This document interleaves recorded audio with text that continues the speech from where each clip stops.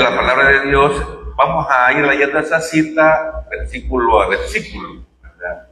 Dice Juan 6:26, respondió Jesús y les dijo, de cierto, os digo que me buscáis, no porque habéis visto las señales, sino porque comisteis el pan y os saciasteis. Recuerden que el contexto es la alimentación de los 5,000. Luego Cristo camina sobre el agua, va a Capernaum, la gente lo sigue, ¿verdad? Y él le dice esa frase bien clara, ¿verdad? Que no lo buscan por lo que él es, sino porque comieron pan y se saciaron, ¿verdad? Dice más el Señor.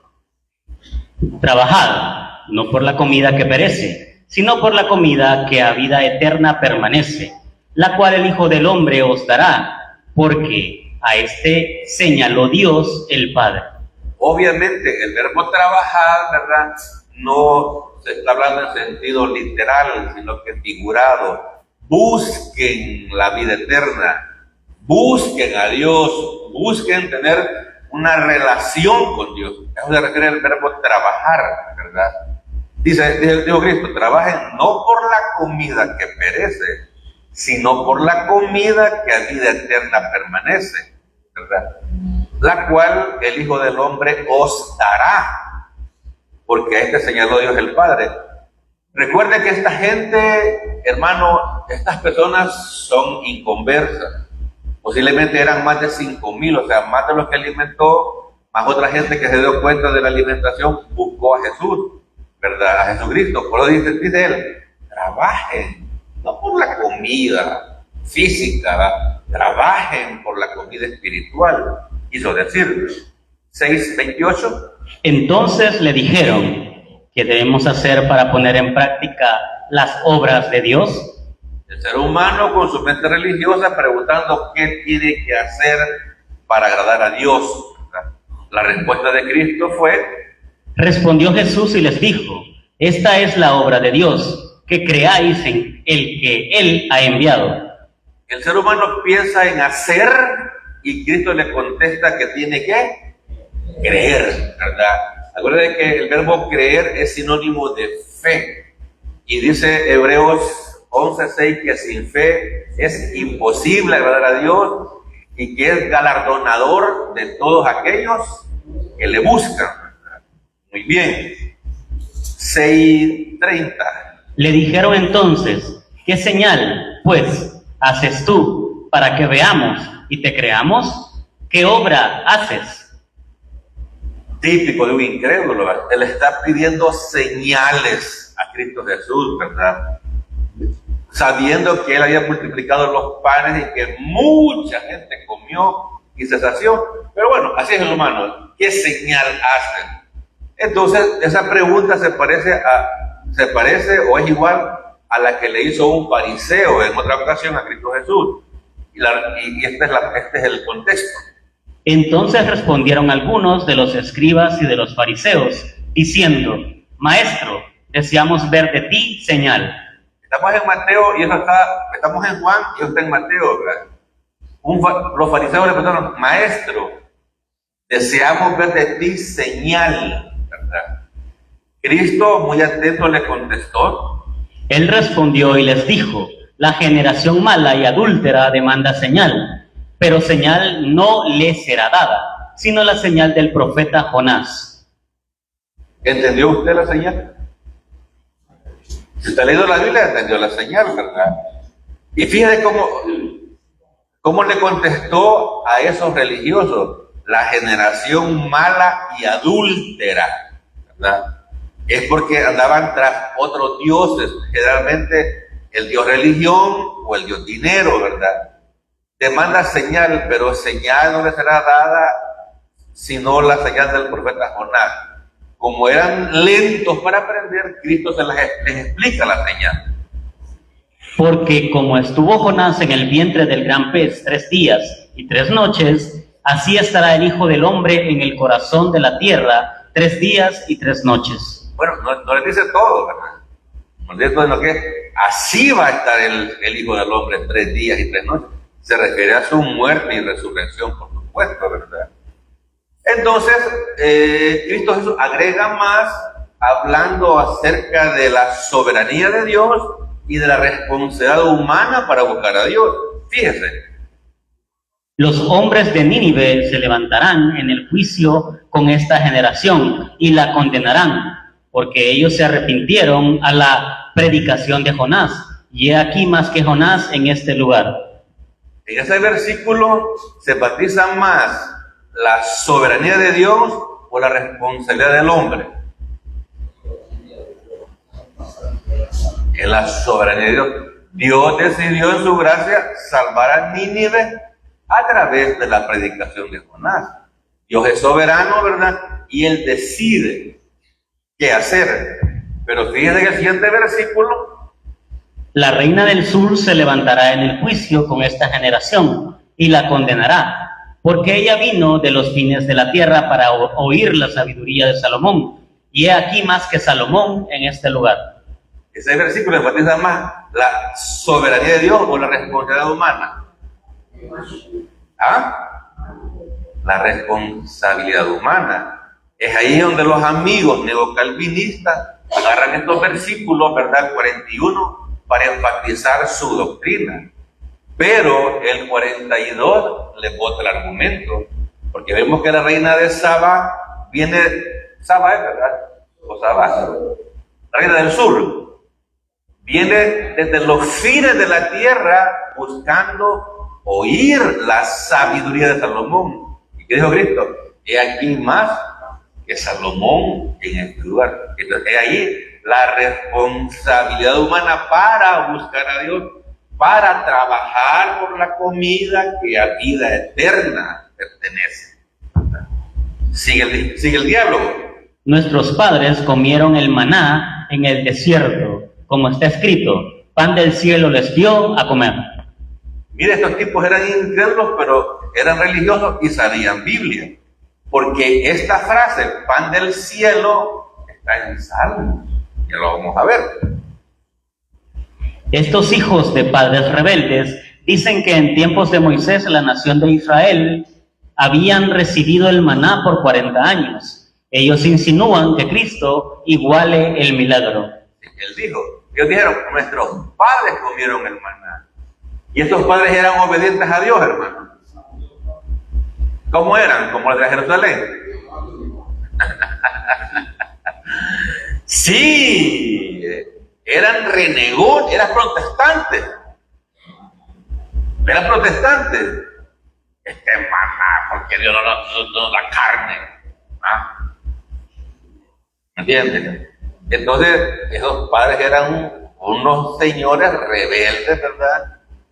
Salvos por gracia y que por eso quedaron tirados en el desierto, no entraron a la tierra que fluye leche y miel por rebeldes. Dios los disciplinó porque eran hijos.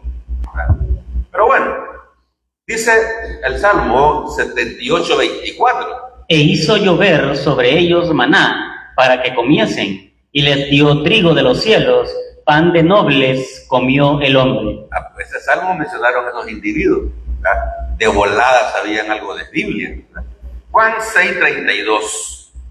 Y Jesús les dijo, de cierto os digo, no os dio Moisés el pan del cielo, mas mi Padre os da el verdadero pan del cielo. Porque los judíos siempre ven al patriarca Moisés como lo máximo, hasta hoy en día, como la máxima expresión, ¿verdad?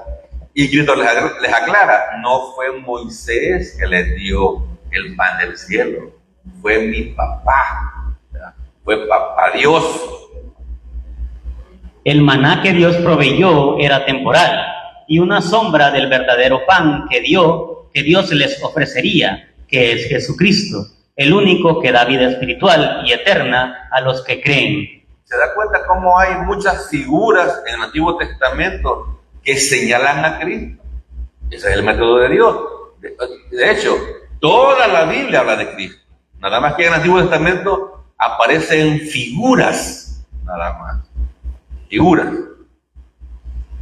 Primera de Juan 5:20, fíjense lo que dice. Pero sabemos que el Hijo de Dios ha venido y nos ha dado entendimiento para conocer al que es verdadero, y estamos en el verdadero, en su Hijo Jesucristo. Este es el verdadero Dios y la vida eterna. Ve cómo Juan enfatiza la palabra verdadero 3 veces, porque hay muchos falsos cristos, hay muchas religioncitas que ofrecen vida eterna y que solamente en ellos hay esa vida eterna, ¿verdad? Pero sabemos, dice Juan, que el Hijo de Dios, y puse esto acá porque dice, mas mi Padre os da el verdadero pan del cielo. O sea, solo Cristo es el que salva. No es ninguna religión, ninguna denominación, ninguna secta, ningún grupito religioso falso. Es el verdadero pan del cielo. Pero sabemos que el Hijo de Dios ha venido y nos ha dado entendimiento para conocer al que es verdadero.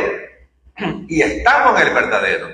En su Hijo Jesucristo es el verdadero Dios y la vida.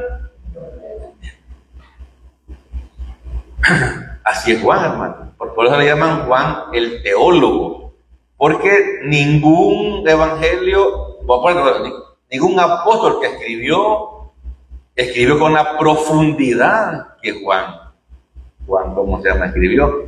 Estaba leyendo en estos días de que Juan era el apóstol de menor edad, fíjense. Obviamente por eso duró más tiempo. O sea que él absorbió bastante.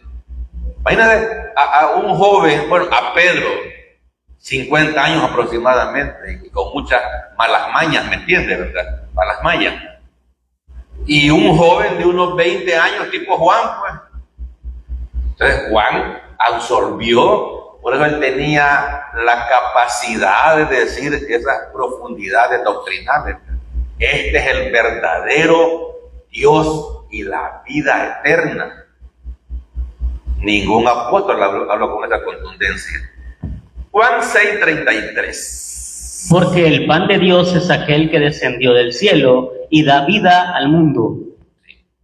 Recuerden, la audiencia de Cristo es un montón de gente incrédula que anda buscando comida gratis. Y Cristo, que ya les había predicado antes de multiplicar el pan, hoy les sigue predicando con la intención de que algunos se salven. Porque el pan de Dios es aquel que descendió del cielo y da vida al mundo, a toda persona, a todo individuo. No solamente a los elegidos, como dicen aquellos amigos, ¿verdad?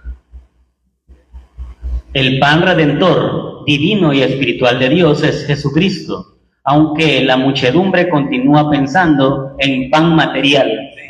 Él está hablando cosas espirituales y los cabezones están pensando en cosas materiales. Mire qué contraste. Hechos 17:30.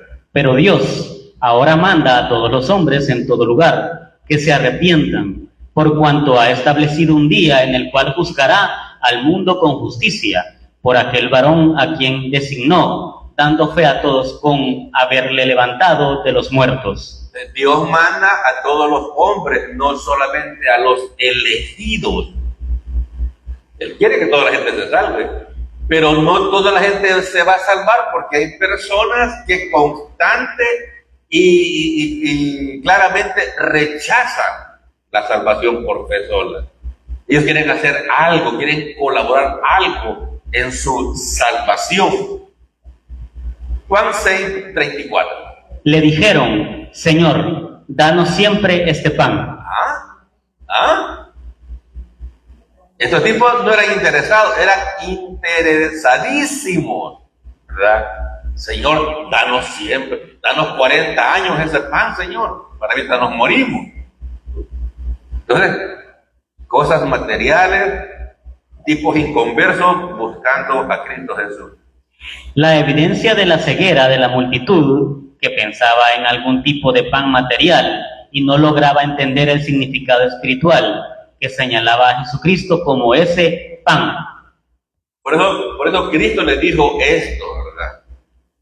En Juan 6:26. Respondió Jesús y les dijo: de cierto os digo que me buscáis, no porque habéis visto las señales, sino porque comisteis el pan y os saciasteis. Vaya, hasta ahí tenía yo que haber predicado el domingo pasado, pero no se pudo. Entonces, el siguiente pasaje, sí, nuestro hermano Ian lo va a leer, son 6 versículos. En Juan 6, del 35 al 40, así que también habrá su Biblia para que usted pueda entender ese pasaje. Jesús les dijo: yo soy el pan de vida, el que a mí viene nunca tendrá hambre, y el que en mí cree no tendrá sed jamás. Mas os he dicho que aunque me habéis visto, no creéis. Todo lo que el Padre me da, vendrá a mí, y al que a mí viene, no le echo fuera, porque he descendido del cielo, no para hacer mi voluntad, sino la voluntad del que me envió. Y esta es la voluntad del Padre, el que me envió, que de todo lo que me diere, no pierda yo nada, sino que lo resucite en el día postrero.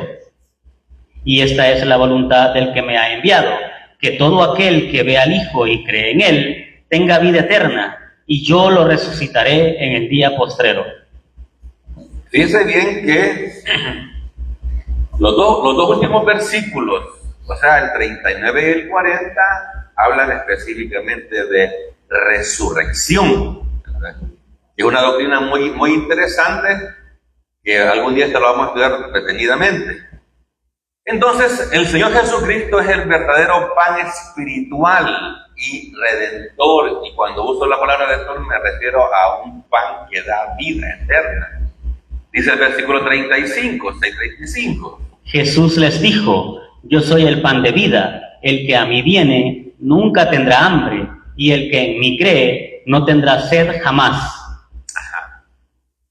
Entonces aquí, en esta parte del discurso, Cristo ya empieza a hablar más claramente a estos incrédulos, ¿verdad?, que todavía siguen pensando que es pan material. Jesús les dijo: yo soy el pan de vida, yo soy el maná de vida eterna. El que a mí viene nunca tendrá hambre, va a quedar completamente saciado, es decir, va a quedar seguro, con seguridad, con convicción de vida eterna. Y eso se requiere, hermano, en ustedes como creyentes, de que estén 100% seguros, ¿verdad?, que han nacido de nuevo, que el Espíritu Santo vive en ustedes y que tienen vida eterna. Esa es una de las razones de la predicación, que usted tenga seguridad, ¿verdad?, que si ha sido justificado, va a ser glorificado. Porque si no, hermano, estamos perdiendo el tiempo. Y conste, que yo no lo mando a hacer cosas, o a servir, o a dar dinero. No. Que esté absolutamente segura que ha nacido de nuevo, que su cuerpo es templo y morada del Espíritu Santo, que tenemos seguridad que vamos a morir físicamente, pero ¿a dónde vamos a ir después de morir? ¿A condenación eterna o a vida eterna? Tiene que estar seguro, querido. No tendrá hambre. Y el que a mí viene, y el que en mí cree, no tendrá sed jamás. ¿Se recuerda lo que le dijo a la samaritana? Ya lo vamos a ver. Y no dijo: yo soy el pan de alimento, sino de la vida. Sí, para que no sigan pensando en pan físico. Yo soy el pan de vida. ¿Qué tipo de vida será? ¿Temporal o eterna?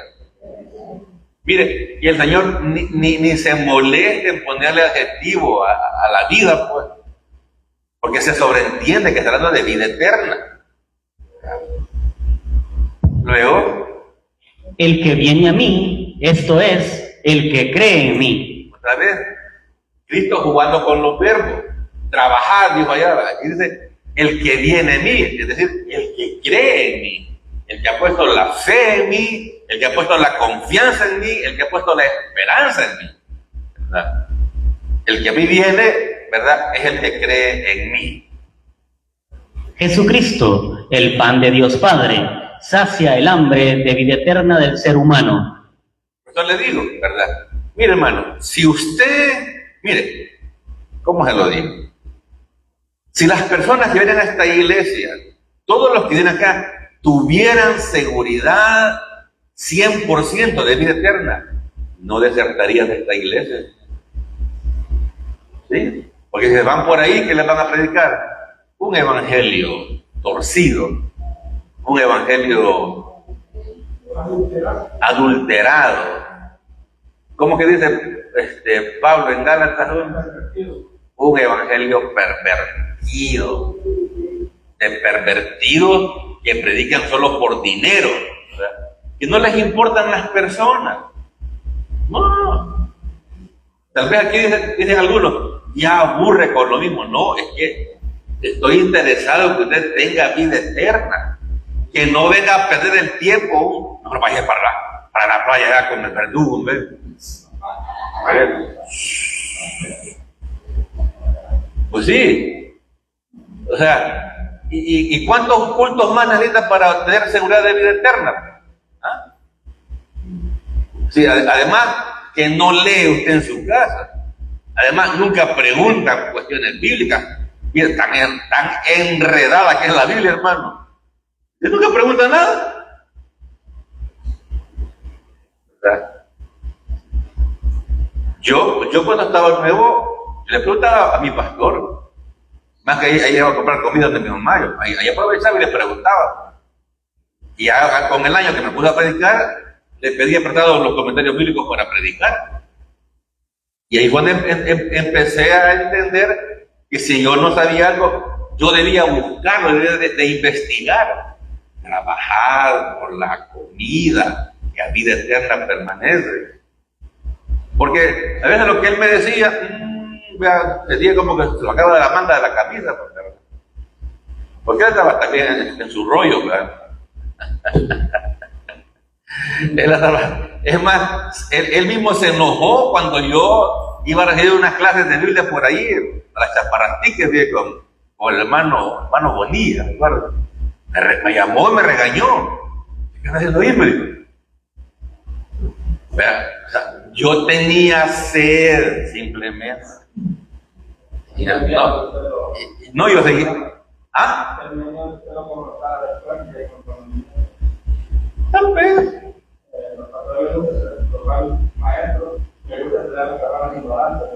A los pastores maestros les gusta tener la gente ignorante. Además no quieren que alguien se levante porque les puede quitar el chequecito. Sí, y que viene otro y es más joven y predica mejor, me quita el chance. ¿Verdad? Mejor lo apachurro primero. Sí, ¿lo creen ustedes? Bien. Hoy estaba oyendo a uno de mis ex compañeros de seminario, que está allá por la cueva.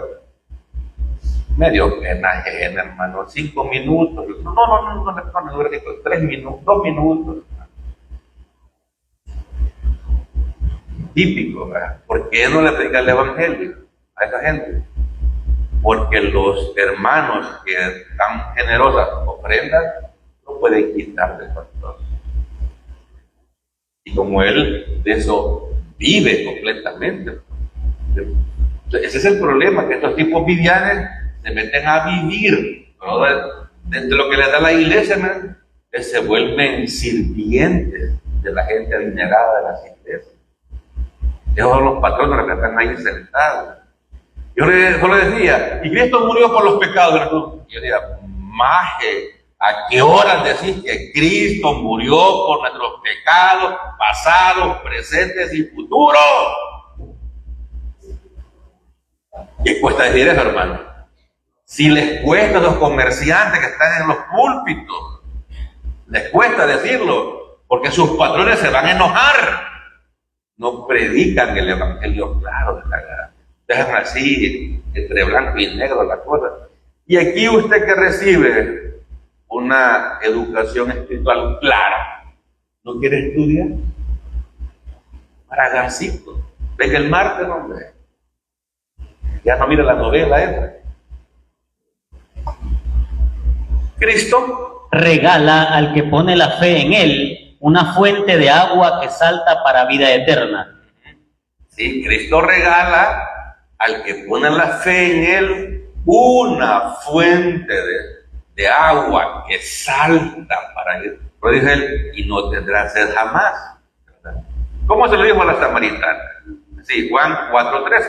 Jesús le dijo a la samaritana: cualquiera que bebiere de esta agua volverá a tener sed, mas el que bebiere del agua que yo le daré no tendrá sed jamás, sino que el agua que yo le daré será en él una fuente de agua que salte para vida eterna.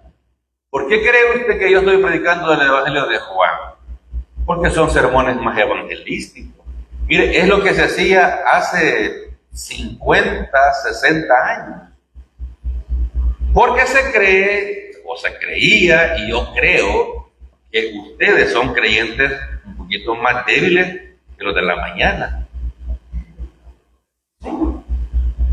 En las caras se les nota.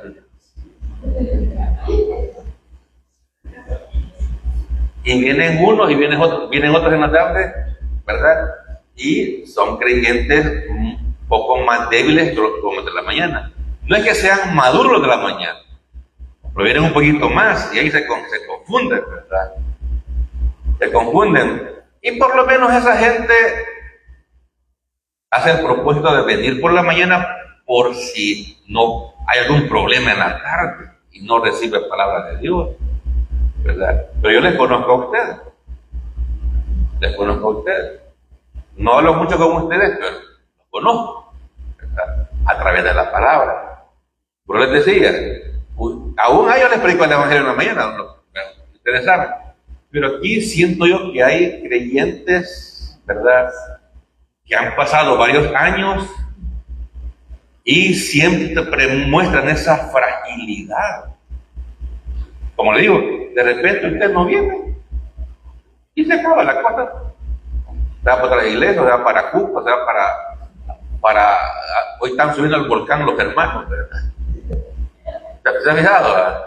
Andan haciéndose, ojalá no se caigan de ahí, ¿verdad? Ojalá no se caigan. O se pierdan ahí, ¿verdad? Si usted va a subir allá al volcán, lleve el teléfono cargado por si se pierde. ¿Verdad? Es capaz que haya la señora bien rápido lo vaya ahí en el volcán. Tu señora bien rápido lo vaya ahí en el volcán. Así que, cuidado con eso. Muy bien. Entonces, hermano, es en serio, yo les amo, pero lea la Biblia, pregunte, tenga seguridad, certeza y convicción de que ha nacido de nuevo. ¿Verdad? O sea, para eso es esta iglesia local, no solamente para oír consejitos morales de que no coma esto, no use esta ropa, no use estos zapatos. No, esas son niñerías. El asunto es la vida eterna. Juan 6:36. Mas os he dicho que aunque me habéis visto, no creéis. ¿Cómo les dijo? Incrédulos. Pero Cristo no es como Wilfredo Sánchez, ¿me entienden? ¿Verdad?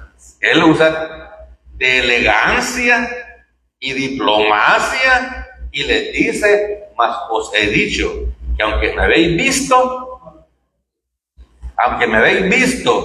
que multipliqué los panes, no creéis. Aunque habéis visto o oído que convertí el agua en vino, y no creéis. Aunque habéis oído que sané al paralítico de Bethesda, y no creéis. Entonces, hermano, oiga, es complicado, hermano. Si esta gente que vio a Cristo o que sació del pan eran incrédulos, ¿qué de vosotros? Que no han visto nada, que no leen la palabra de Dios, que todavía será cierto lo que predica el Will. Dije en la mañana, solo que usted lea la Biblia va a entender si yo predico la palabra de Dios o inventos míos.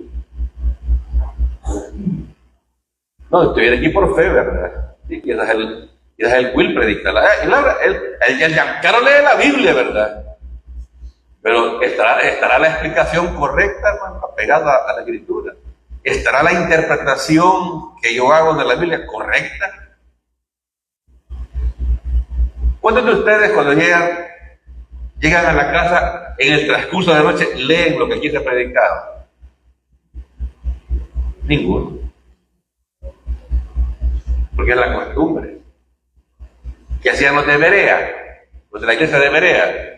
Cuando Pablo predicaba, iban a seguir a ver si esas cosas eran así. ¿Verdad?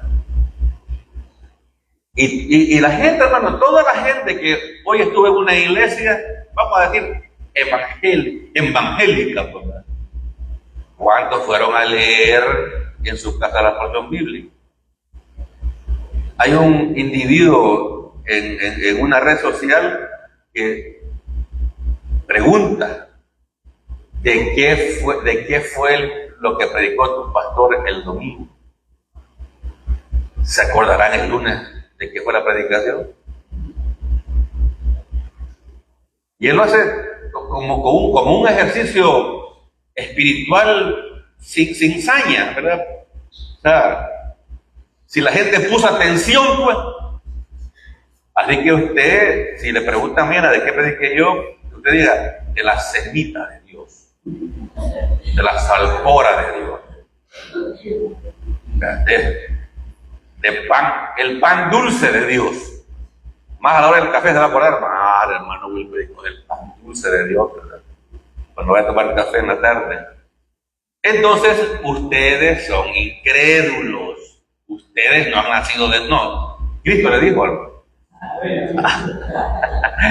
Cristo dijo a los comensales, ustedes no han nacido de nuevo.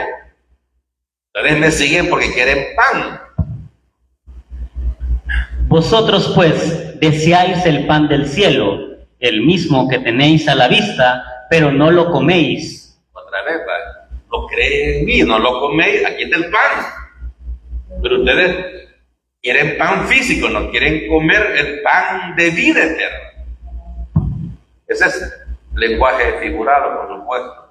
Cristo ya le había predicado la palabra de Dios a esta multitud de incrédulos antes de multiplicar los panes y los peces. Ya les dije, ¿verdad? Entonces, estos individuos estaban bien predicados, ¿verdad? Por eso le está diciendo las cosas bien claras. Primera de Pedro 1, 8, 9 dice: a Cristo, a quien amáis sin haberle visto, a quien creyendo, aunque ahora no lo veáis, os alegráis con gozo inefable y glorioso, obteniendo el fin de vuestra fe, que es la salvación de vuestras almas. Fíjense que esta gente había visto a Cristo y no le creían. Habían oído de sus milagros. Pero Pedro nos da palabras de aliento a nosotros que no hemos visto a Cristo Jesús. A Cristo, dice. Ustedes aman a Cristo. Aquí dice, a Cristo, a quien amáis sin haberle visto. En quien creyendo, aunque ahora no lo veáis, os alegráis con gozo inefable y glorioso. Este es el gozo, hermano, de la seguridad de vida eterna. Ya sabe, la muerte física es segura. Miren, esta semana ha sido, como todas las semanas santas, otra semana sangrienta. Van como, ¿cuántos muertos van ahorita? 25 parece. Todas las semanas santas abundan los accidentes automovilísticos, ahogados. Algunos ahogados en agua, otros ahogados en aguardiente, ¿no se entiende? Ahogando las penas también el maestro se ahoga, ¿me entiendes? Con la miel de las abejas. Bien endulzados, se van al otro mundo. Entonces, ellos pensaron, esta semana me voy a divertir, tengo tanto dinero, voy a tal parte, y ahorita ya no existen, hermano. Son oxisos, como dice aquel. Oxisos. Entonces, ustedes se alegran con gozo inefable, obteniendo el fin de vuestra fe. ¿Qué es qué? Que es la salvación de vuestras almas. Entonces, si a usted le preguntan que a qué viene a esta iglesia evangélica, es a tener seguridad de vida eterna. De eso se trata el asunto. Ahorita viene el versículo conflictivo. Todo lo que el Padre me da, vendrá a mí, y al que a mí viene, no le echo fuera. El 7. ¿Ve usted ahí la palabra elección? No está. No está. Yo primeramente cuando vi el versículo, y dicen los teólogos profundos, la palabra todo en la Biblia significa todo. Todo. ¿Ve persona usted en la palabra todo? No necesariamente. Todo lo que el Padre me da. El Padre le dio a Cristo ser el Redentor, ¿verdad? El sumo sacerdote, el juez, el perdonador de pecados, el que nos lleva a adoptar con Dios, por decirle algunas cosas, ¿verdad? Pero los amigos neocalvinistas solo ven la elección incondicional en este versículo. Y fallan, oiga bien, fallan tristemente en una ley, hermano, que a los seminaristas bíblicos se les enseña en los primeros días. Vean el contexto. La ley del contexto es la primera ley de interpretación bíblica. ¿Cuál es el contexto? Lo que está antes y lo que está después. Pero ellos no. El Padre escogió uno a estos elegidos y los entregó al Padre. Y como el Padre los escogió y los entregó, solo estos van a ser salvos. Es una interpretación jalada de la greña, ¿me entienden? Porque no ven todo el contexto de Juan. Fíjense bien, Juan nos dijo en 3:16, porque de tal manera amó Dios al mundo de los elegidos que ha dado a Jesucristo, para que todos los elegidos crean y no se pierdan, mas tenga vida eterna. ¿Así es el versículo? No. Juan 3:16 es un versículo clarísimo. El mismo Cristo lo enseñó. Pero aún ese versículo lo tuvieron los amigos neocalvinos, ¿verdad? Y lo mismo es con él. Oí un par de predicaciones, ¿verdad? Los oí tolerantemente, ¿verdad? Digo, ¿cómo se aferra? Vamos. ¿Cómo es la explicación correcta? Vamos a ver. ¿A quiénes dio el Padre a Cristo? ¿Cómo lo hizo? Muchos creen que la gracia es irresistible, que arbitrariamente Dios elige a ciertos individuos y los trae a Cristo como un acto de su soberanía. Fíjense que yo lo estoy explicando así. Este versículo, como si se recuerda, el martes en la clase de Romanos hablamos de los neocalvinistas, ¿verdad? Aquí los hermanos quizás les va a dar sueño, no van a entender nada de lo que estoy diciendo. Pero a los predicadores, a los que vienen el martes, son los que, por eso lo voy a explicar así, ¿verdad?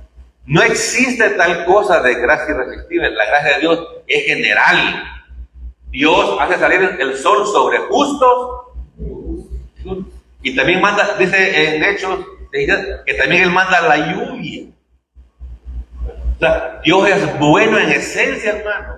O sea, porque de tal manera amó Dios al mundo, o sea, a toda la humanidad, de todas las generaciones. Si el hombre es que no ama a Dios, ese es el problema, ¿verdad? Entonces, ahí hay dos preguntas. ¿A quiénes dio el Padre Cristo? ¿Quiénes?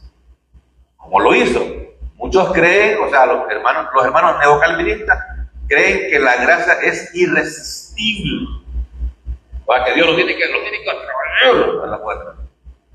Que arbitrariamente Dios elige a ciertos individuos.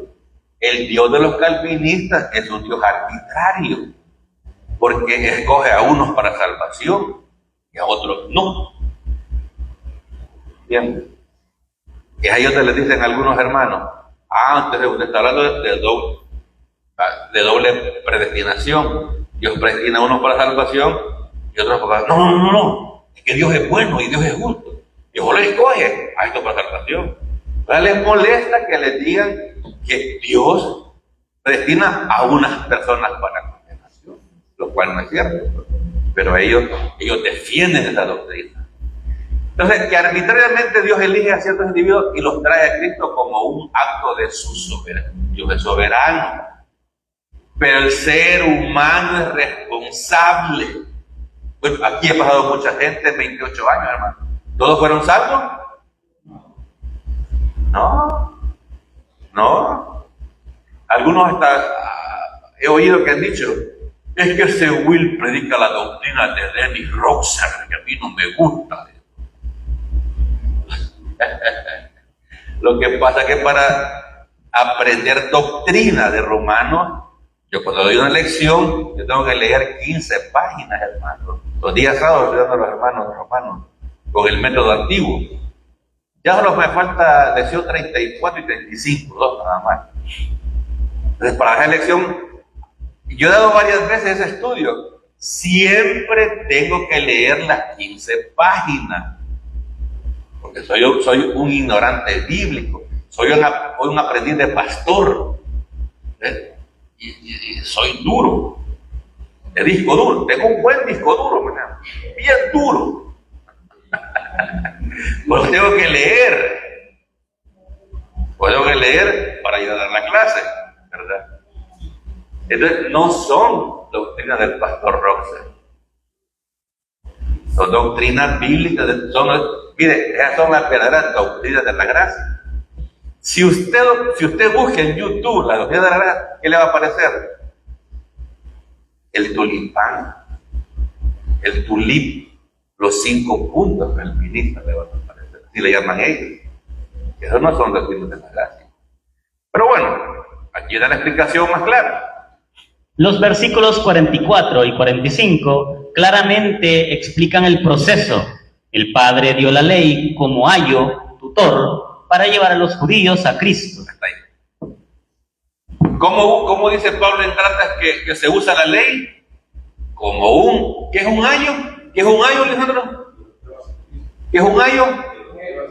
No, ¿qué es? No, ¿qué hace?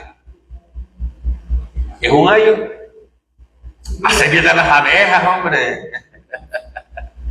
Es un maestro. Sí, lo que hace es que nos lleva a Cristo. Es un tutor. O sea, la ley dice, tú eres un pecador, Dios es santo. Entonces, ellos tenían la ley. ¿Verdad? Entonces, de esa forma es que el Padre le da a Cristo a las personas. Mire lo que dice el 44. Yo lo voy a leer ya. Ahí mismo en Juan 6, versículo 44. ¿Lo tiene? Dice, ninguno puede venir a mí si el Padre que me envió no le trajere, y yo le resucitaré en el día postrero. 45. Escrito está en los profetas y serán todos enseñados. ¿Por quién? Por Dios. Así que todo aquel que oyó al Padre y aprendió de él, la responsabilidad humana. ¿Entendió? Entonces, como le dije, ellos predican el punto y no leen esos versículos, ¿verdad? Que la salvación en todas las dispensaciones ha sido por fe. Y siempre se muestra la ley para que el individuo entienda que es un pecador y vaya a Cristo Jesús. Va. Respuesta número 1. Respuesta número 2. Que en Lucas 24:44, Cristo cumplió las figuras y profecías de la ley, los profetas y los salmos. De esta manera Dios dio al pueblo a Cristo. Si usted gusta, ponga ahí la dentadura en Juan 6, o algún cigarro ahí, o alguna hiena, y vaya a Lucas 24 es el último capítulo de Lucas, y el versículo 44 dice, y les dijo, Estas son las palabras que os hablé, estando aún con vosotros, que era necesario que se cumpliese todo lo que está escrito de mí en la ley de Moisés, en los profetas y en los salmos. Ajá. Entonces, los individuos del Antiguo Testamento tenían, ya a estas alturas tenían todo el Antiguo Testamento completo, hermano. Y aquí, ¿se acuerda el contexto de este pasaje? Son aquellos del camino de Emaús, que no creían que Cristo iba a resucitar.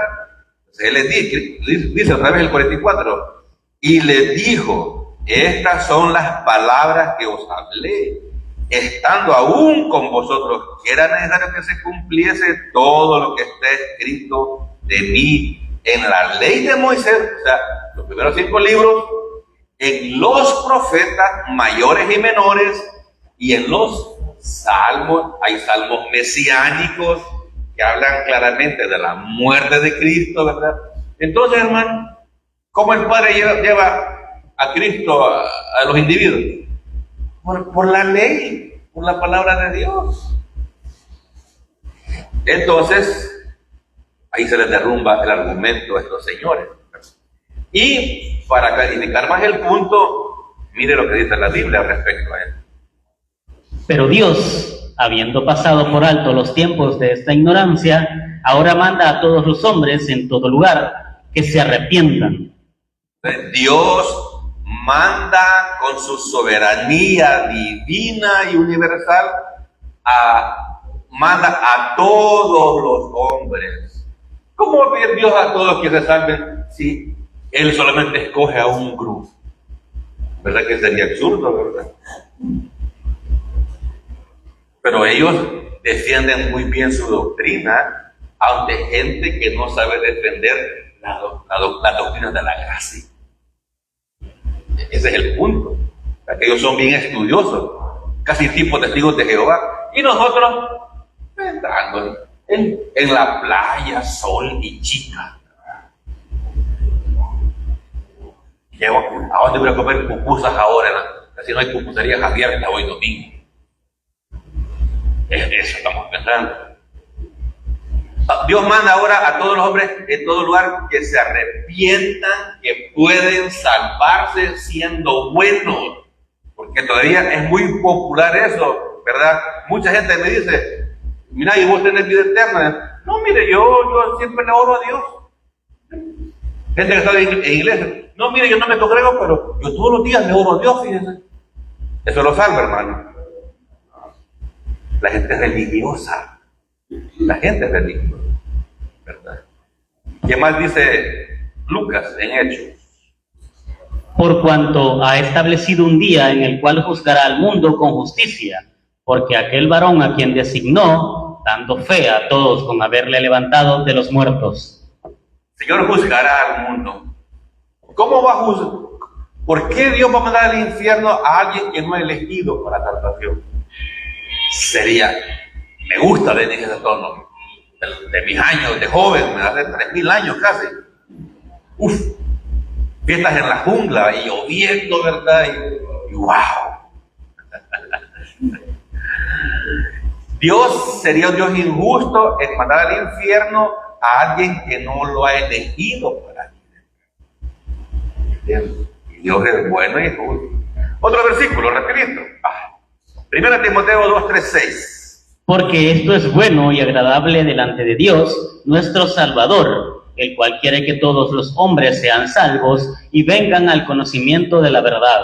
Esa es la voluntad de Dios, que las personas ejerzan, ¿verdad?, su responsabilidad en creer en Dios, en buscar a Dios, el cual quiere que todos los hombres sean salvos y vengan al conocimiento de la verdad. ¿Y quién es la verdad?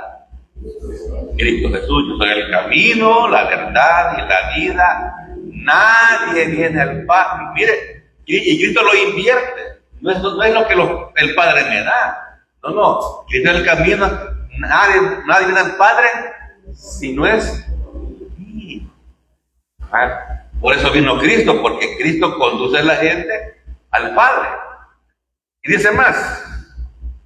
Versículo 5. Porque hay un solo Dios y un solo mediador entre Dios y los hombres, Jesucristo hombre, el cual se dio a sí mismo en rescate por todos, de lo cual se dio testimonio a su debido tiempo. Entonces Cristo es el mediador entre Dios y los hombres. Entonces esta idea se repite más que aquella que lo que el Padre me dio. Eso lo aparece ahí y en otra parte, ¿verdad? Pero la evidencia es contundente de que Dios quiere que todos los hombres se salven. Otra palabrita que les molesta a los amigos es el libre albedrío. El ser humano tiene libre albedrío para buscar de Dios o rechazarlo. Él dice, no. Dios es soberano. Dios soberanamente llamó a Giancarlo, como él está muerto en delitos y pecados, no puede salvarse. Entonces Dios lo llama, lo regenera primero, es decir, lo hace santo técnicamente y luego le da la fe para que se salve. Ahora ya así regenerado y con fe, pone la fe en Cristo. Mire qué bonito.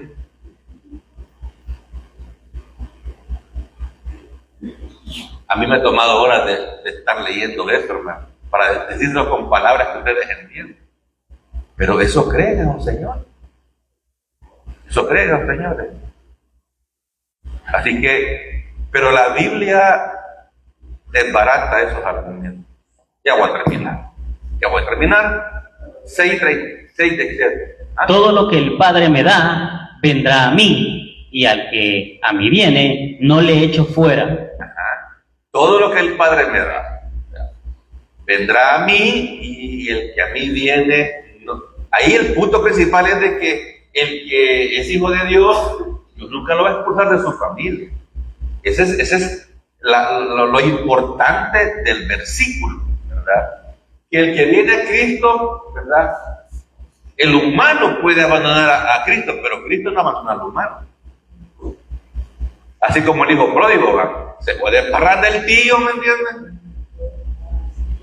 Pero Dios, en su divina providencia, cosechó lo que sembró, vivía miserablemente, pero el tío vuelve en sí, libre albedrío, vuelve en sí, y regresa a casa del padre, con unas ideas lógicas. Ve, en la casa de mi papá, los jornaleros comen mejor que yo. Yo soy el hijo del patrón. Y los empleados de mi papá comen mejor. Pues no, digo, voy a volverme a la casa. Mire qué inteligente. Ojalá que fuéramos los creyentes. Pero no, a está en Cuco, asoleándose, como que lagarto el baboso. Todo negricio va a venir, va a ver, pues, como que es brasileño. Todos los que el Padre da son aquellos que han puesto la fe en Jesucristo. Esa es otra explicación. Es el mismo versículo, 6:37. Todos los que el Padre me da son aquellos que ejercen la fe en Cristo Jesús. Todos los que vienen a Jesucristo no son rechazados por Él. Todos los seres humanos tienen libre albedrío de rechazar o confiar en Jesucristo para vida o condenación eterna. No lo vamos a leer porque tengo poco tiempo. 6:38 de Juan. Porque he descendido del cielo, no para hacer mi voluntad, sino la voluntad del que me envió. Ve ahí la obediencia de Jesucristo a Dios el Padre.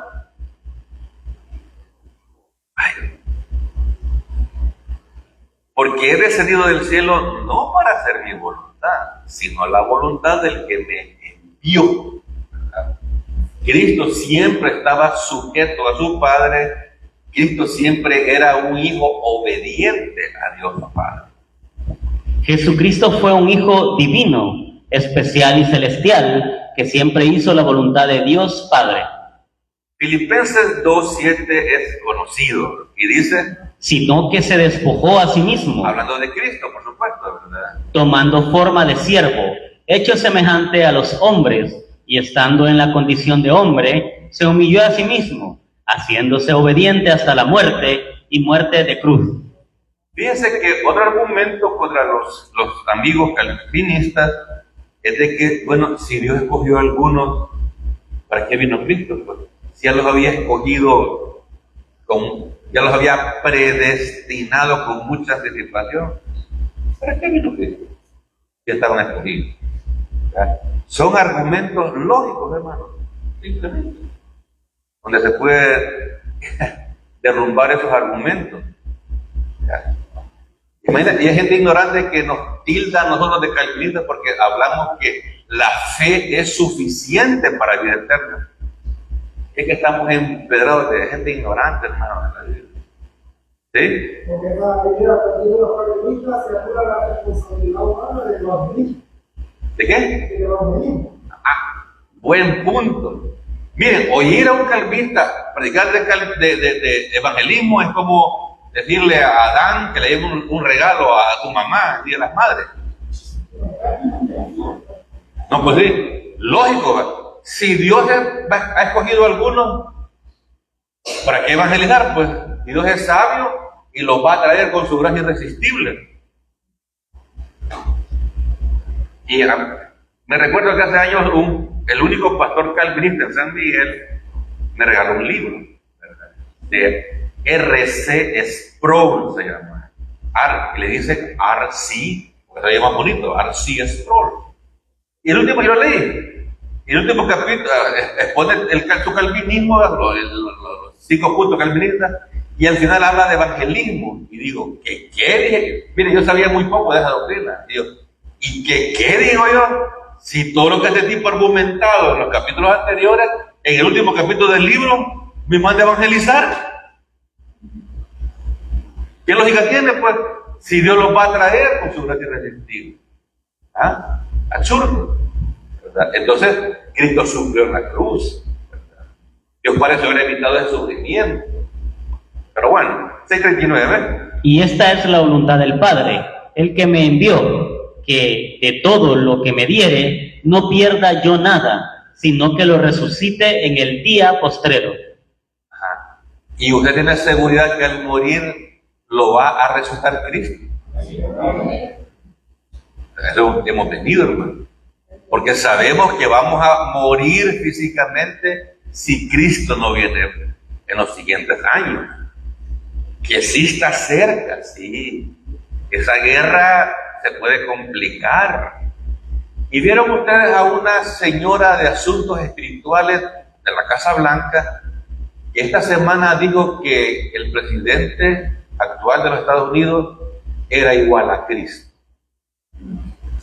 ¿No lo vieron? Búsquelo en Google, ahí está. Búsquelo no en páginas de chambre, sino que en CNN o BBC de Londres, en páginas de emisoras serias. Pero ocurrió, hermano, ocurrió. En la Casa Blanca hay una mujer que es millonaria y es la encargada de asuntos espirituales, es la que allí ora en la Casa Blanca. Es la misma que hizo hace como 2 meses un desayuno en la Casa Blanca y invitaron a pastores y le impusieron manos al señor presidente. Mire, hermano, la gente lo está idolatrando. Aunque hay gente que lo odia, sí, pero lo están idolatrando mucho. Entonces, mi Cristo dice que la voluntad del Padre es que todo lo que sea salvo, Él lo va a resucitar en el último día, en el día del rapto. Cristo tiene que venir, hermano. Y va a venir, ¿cuándo? No sabemos, ¿verdad? No sabemos.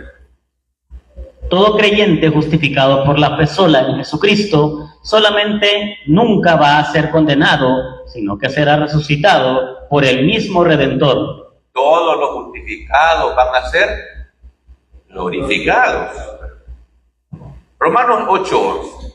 Y si el Espíritu de aquel que levantó de los muertos a Jesús mora en vosotros, el que levantó de los muertos a Cristo Jesús vivificará también vuestros cuerpos mortales por su Espíritu que mora en vosotros. Ve ahí las 3 personas de la Trinidad Y si el Espíritu Santo de aquel que levantó de los muertos a Jesús, o sea, Dios el Padre, mora en vosotros, el que levantó de los muertos, el Padre, a Cristo Jesús, vivificará, dará vida espiritual, ¿verdad? También vuestros cuerpos mortales, por su Espíritu, ¿que qué? Mora en su cuerpo el Espíritu Santo. Y el que no tiene el Espíritu Santo, ¿verdad? No estamos jugando. No estamos jugando. Esto es serio. Y termino con el 40. Y esta es la voluntad del que me ha enviado, que todo aquel que ve al Hijo y cree en él, tenga vida eterna, y yo le resucitaré en el día postrero. Otra vez jugando con los verbos, el Señor dice. Y esta es la voluntad del que me envió, y todo aquel que ve. Ese ve es el que cree. Ustedes me han visto y no creen. Todo el que, ese ve es todo aquel que cree al Hijo y cree en él, tenga vida eterna. Y lo que tiene vida eterna, yo le resucitaré en el día postrero. Ojalá que lo crean, ¿verdad? 100%. Maranata, Cristo viene. Vamos a tener Santa Cena, ¿verdad? Nuestro hermano encargado, que hoy va